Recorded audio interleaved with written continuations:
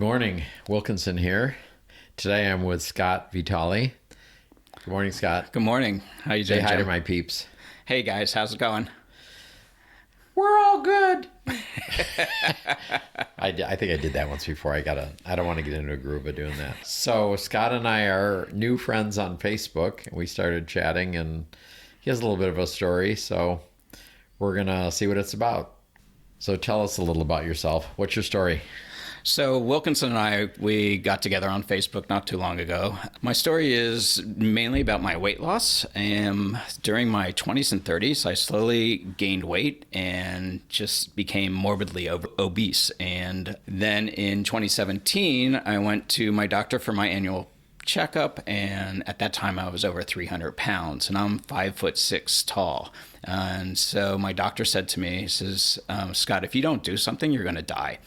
And I kind of, in a smart alecky way, said, well, doc, we're all going to die. And he says, no, you're going to die soon. At the time, I wasn't feeling great. It was painful to get out of bed. I was on a lot of medications for high blood pressure, high cholesterol. I had sleep apnea. I had a CPAP machine. All these things that just kind of tied me down. And so my doctor recommended that I go see a bariatric specialist, which I did. And so I went to this bariatric program. We lived just outside of Rehoboth Beach at the time in southern Delaware. So I went to see the surgeon and the nutritionist there. The surgeon was great, but I give a lot of credit to Kim, the nutritionist. She was great. 6 months before I had this bariatric surgery, she taught me how to eat. She listened to my lifestyle. My lifestyle at the time was my husband would come home. I've been working from home since 2015. I'd need to get out of the house at the end of the day. So we would just rock up to a bar somewhere and have dinner. And I'd have a beer, I'd have a starter, I'd have a main, and sometimes I'd have dessert and another beer. And so I was, just at dinner, I was consuming a day's worth of calories, essentially. What was that, about 2,000 calories? Yeah, exactly. Wow. No Big Macs? No. Okay. Bar hamburger, All things right. like that. You got the good stuff. So, like I was saying, the nutritionist there, she listened to our lifestyle, and she was actually a little concerned about it, especially because we were going out probably 4 or 5 nights a week eating like this. And so she said, Scott, I'm not going to tell you you're never going to have pizza again. I'm not going to tell you you're never going to have hamburgers. I'm not going to tell you you're never going to eat ice cream. She said, what I'm going to do is I'm going to show you how to eat it properly and give you the tools how to do that. And I listened to her. I took her advice. We don't always see eye to eye on everything, but even just eating how she taught me how to eat, I lost 45 pounds before having surgery. And I wasn't over what time period? Over 6 months. Okay. And during that, even while I was losing that 45 pounds, I wasn't hungry. I was just eating differently. And we took all the carbs out of the house, the bread, the pasta, the rice, just the potato chips. We just got rid of it. So you had no carbs? At first, no. But then, I'd slip a carb in here and there, like a kitty scoop of ice cream, for example, or, vodka, cranberry, it's just little things like that. I essentially did cut out bread and cereal. So my go-to breakfast while I was heavy was a big bowl of cereal in the morning. And so instead I would have eggs and just protein, as much protein as I could. So just eggs? Right. No toast. Doesn't that get boring after a while? Yeah, sure it does. I've tried that. Sure it does, and so then I'd throw in a protein shake now and then, things like that. It did get a little boring, I admit, but I wanted to lose the weight. I felt that would be best for my situation, and so I did as best I could. And then in November 2017, I had bariatric surgery. I had what they call a bariatric sleeve. And essentially they cut away 2/3 of your stomach. So your stomach is really small. So I couldn't physically eat a lot of food. And again, that's where the nutrition counseling came in. She says, so you're not going to be able to eat a lot. So eat your protein first. And that's, I had to eat my protein first. I also had to take vitamin supplements. I still do take probably more vitamin supplements than the average person, just to make sure that, all the levels are correct and everything. What would be your typical lunch or dinner? Then or now? After surgery? Or Well, do it both ways.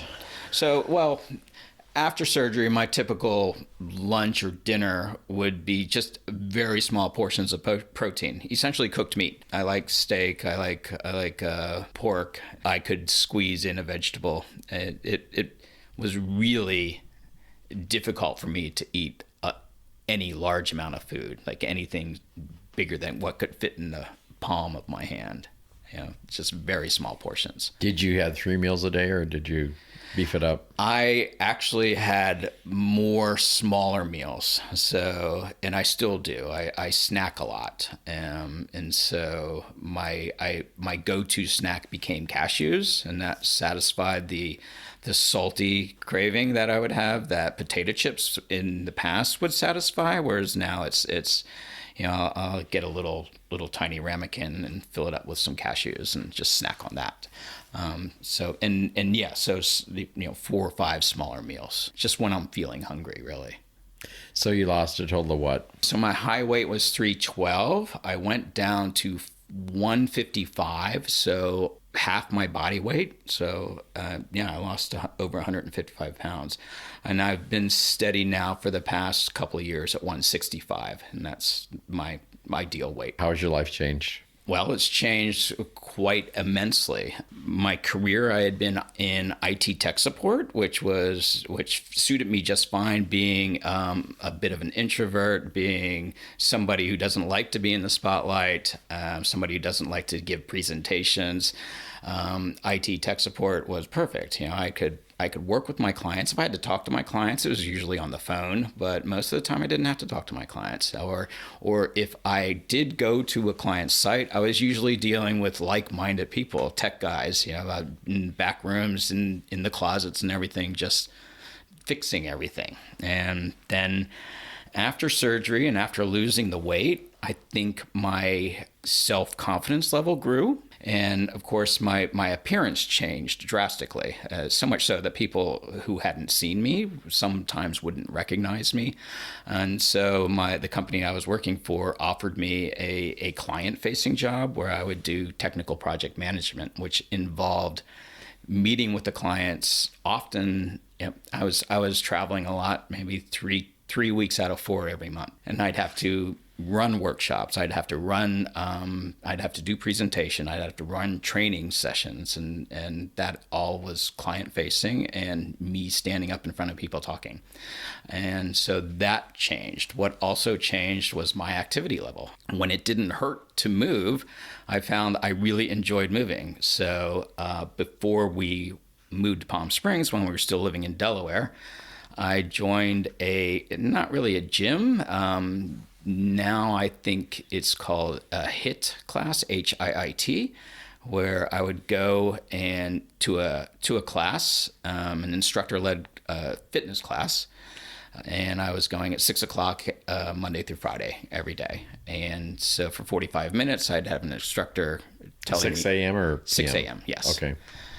An instructor would be telling us, the class, what to do. So Mondays and Wednesdays were cardio days, Tuesdays was arms day, Thursday was leg day, Friday was kickboxing day. That, of course, ended when COVID started because the gyms closed. And what started, well, actually a little before COVID, is I took up bicycling, and that is now a big thing for me. I am a road cyclist. I did the AIDS life cycle ride from San Francisco to Los Angeles this past June. I'm signed up for next year, and that is pretty much my outlet, and so I enjoy it. When I started bicycling, I asked a friend of mine, former colleague, but we're still good friends. He's a cyclist, but he's a mountain biker. But I asked him, what can you tell me about bicycles? And his first response was, Scotty, I would never have expected this question from you. And so that's, that's my passion now, really. And doing the AIDS life cycle, not only do I get to ride my bike and have that fun, it really is fun. But it's for a good cause. Like this past year, all the cyclists and roadies together raised over $17 million for benefiting the San Francisco. In that one ride? That one ride, yes. Was 17 mil. 17 million. Whoa. Yeah. That's a lot of money. Yeah. Yeah. I mean, well, it hadn't happened the past 2 years, the ride, and everybody was, really gung ho to get, it seemed this was my first ride. My first ride was supposed to be in 2020, but this year was my first ride, and everybody was just on the ball. Were there more riders this year? Actually, no. I think there were less because there was a cap. There was also some concern from some people about COVID in during the ride and in the camp.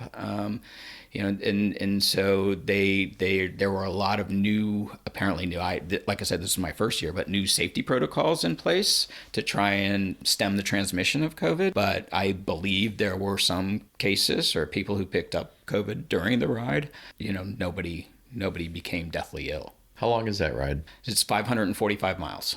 Whoa. Over 7 days. Oh, 7 days. 7 days, yeah.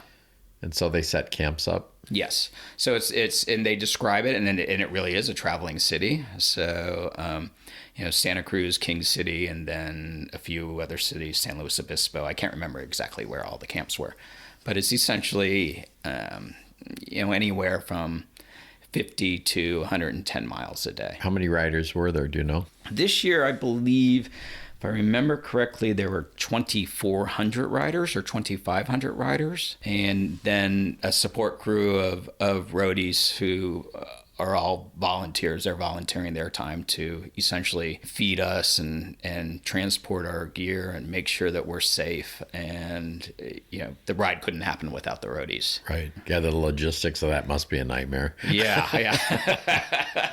That's some project management. What do you miss about being overweight when you were heavy? What do I miss about when I was heavy? Yeah. Do you miss anything? I can't think of anything, no. What's the best thing now? Just the activity level or what? My life is really different. That's my personal. The cycling is great. I've met some really wonderful people who I ride with. Not only have they become my friends, they become my mentors and coaches and things like that. Yeah, I don't know how else to describe it. It's just really gives me joy. What's been the process with your husband? Has he supported you or what? So he has. He has been always there from the beginning of the journey. He went with me during that first meeting with the nutritionist, and we got home that night, and he started grabbing the pasta and the potato chips and all this stuff that I was not supposed to eat. And he just said, I'm not going to eat it either. He supported me. Did he lose weight in the process? He did, yeah. Did he? Yeah. How much did he lose? I don't know, maybe 20 pounds. He wasn't really overweight, and he's still not really overweight, so it's yeah. Were you heavy when you met him? I was. I am not the same person he met. I am not the same person that was his husband for 20 years.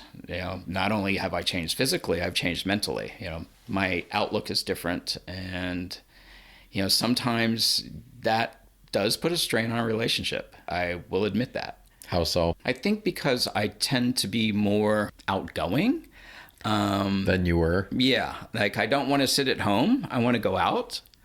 Is he an extrovert or an introvert? Is he an extrovert? Right. Yeah, he is. Okay, so now we have two extroverts in the same house. More or less. I'm not an extrovert. I am not an extrovert. Well, you're way more social.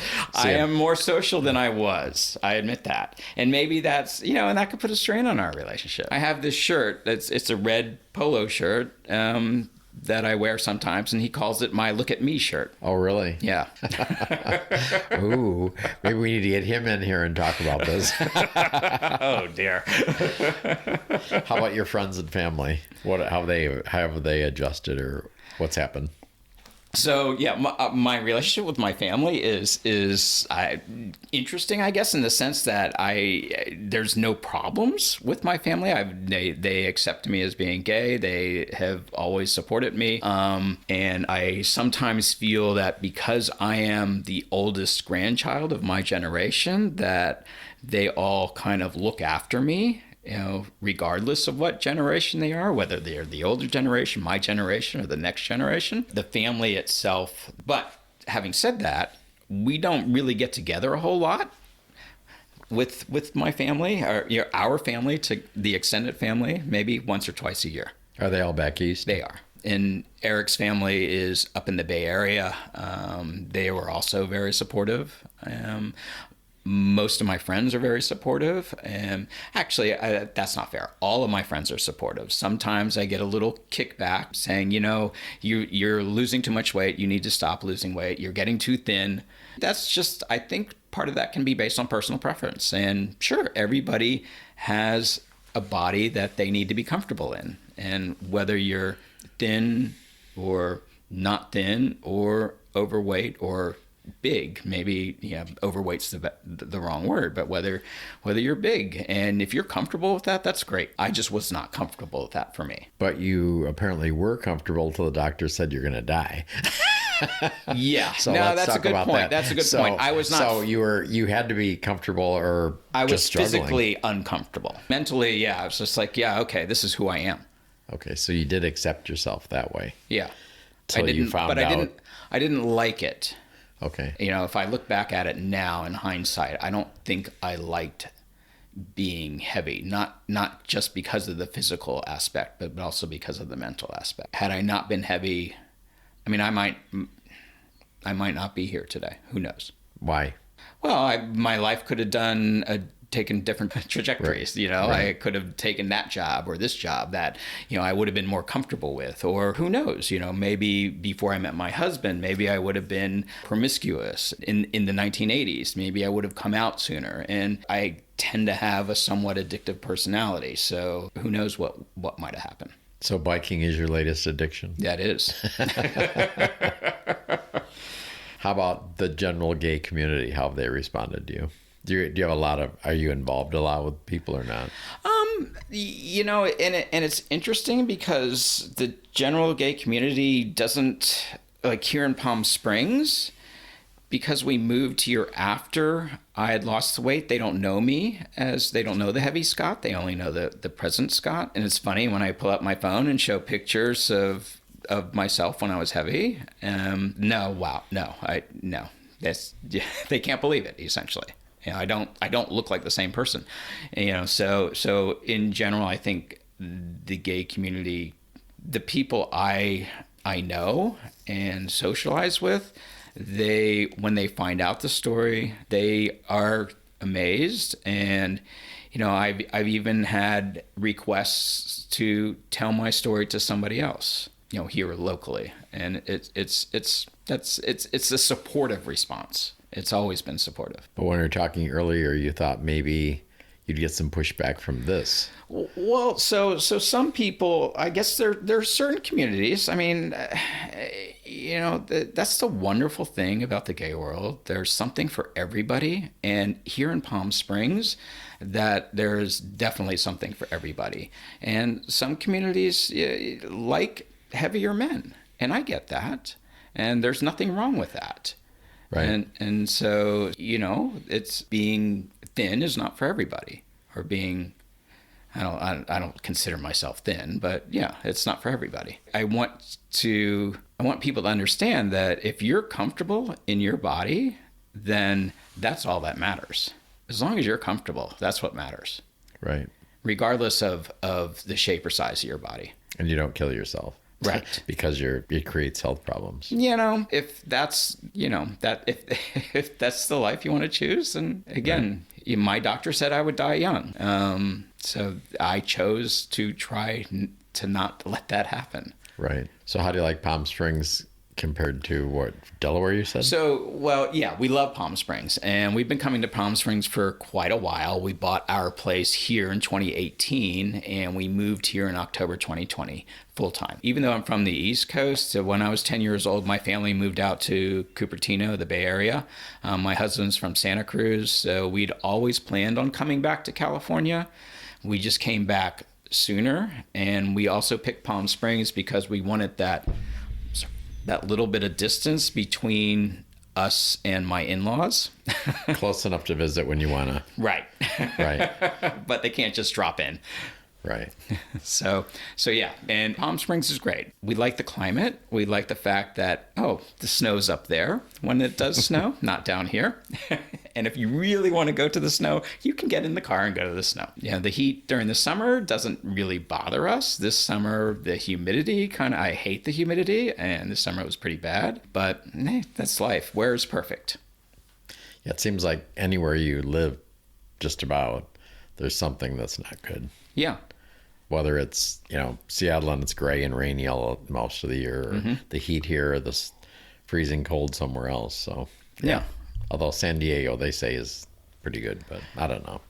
I don't know. And it could be for some people. I do like warmer weather when Right. it starts getting up into the 90s and hundreds. I'm like, yeah, this is fine as long as it's dry. And when I was working East Coast hours, so 2 or 3 in the afternoon, I'd be off work. So it's like, okay, I'm done, and go sit out by the pool, find a shady spot by the pool and just chill, and then then it's happy hour and dinner time. So you said as long as you're happy, no matter what you look like. So if someone's listening to this and they're not happy, what would be your advice to them? If they're overweight and unhappy, I would suggest they seriously consider bariatric surgery, and not only bariatric surgery, but nutrition counseling. That I give counselor Kim a lot of credit for that, for seeing me through. The surgeon, he cut away, he cut away 2/3 of my stomach, but really my relationship with the team is with Kim. Talk to a doctor. I had what's called the bariatric sleeve. There are different surgeries one can have.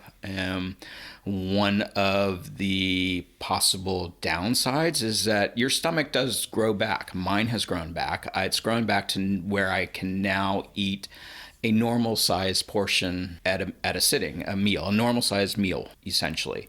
And by normal, I mean not a huge American, Right.